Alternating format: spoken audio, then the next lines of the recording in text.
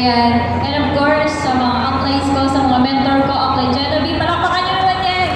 Upline Genevieve, upline Alan, upline Sunny, and of course, sa lahat po ng DODs, sa napakagandang opportunity na binigay nyo, ang dami nyong binago yung buhay.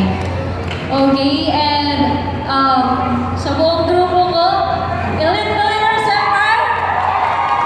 Ayan, so thank you so much. Thank you so much guys sa pagmamahal na binibigay niyo sa buong community natin, sa tiwala, sa commitment, sa lahat na hindi ko mabubuo yung ibig community kung hindi dahil sa inyo. Thank you so much. And sipagan pa natin. Okay, sipagan pa natin. I-push pa natin yung sarili natin. Kasi sigurado, kasi isa lang din ako sa nakaupo dyan, kagaya mo. Nag-i-imagine lang din na one day ako na din matatanggap ng award ko. And eto na, nangyari na. Kaya ikaw na din, lagi mong i-claim sa sarili mo na ikaw na talaga yung next. Yes. Ayan, so thank you so much po sa lahat ng EBA, kay Wendell, kay Lando, busy-busy, sino pa, kay Trina, kay Madam Mariam, sino pa, kay Jera, kay Roslyn, kay Prof. Mario, may nakalimutan ba ako? Baka may nakalimutan ako? Sino pa? Ayan.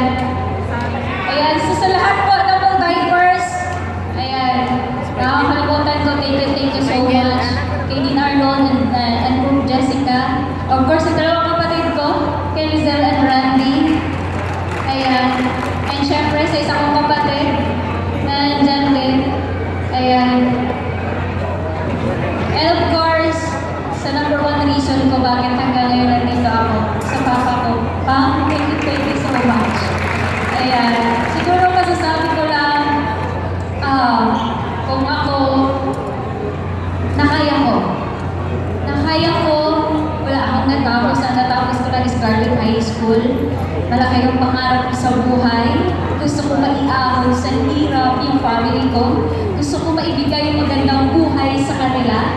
Hindi ko nakuha sa pagiging isang OFW. Pero dito, sa Tao Elevate, unti-unti ko nang naibigay yung magandang buhay para sa family ko. Kaya laliman mo lang yung reason mo. Laliman mo lang talaga yung reason mo. Pwede mag-emote, pero dapat marunong ka mag-handle. Dapat mabilis kang makamove on. Kasi dapat alam mo sa sarili mo yung mga bagay na hindi nakakatulong at nakakatulong sa'yo. Hindi ka na bata. Okay? Alam mo na yung tama at mali. Alam mo na rin kung ano yung ginagawa mo. Kaya huwag ka maghanap ng result. Kasi lahat ng result natin nakadepende sa action at kung paano tayo mag-isip. And lahat tayo, naniniwala ako, lahat tayo deserve natin maging successful. Deserve natin magkaroon ng achievements. Deserve natin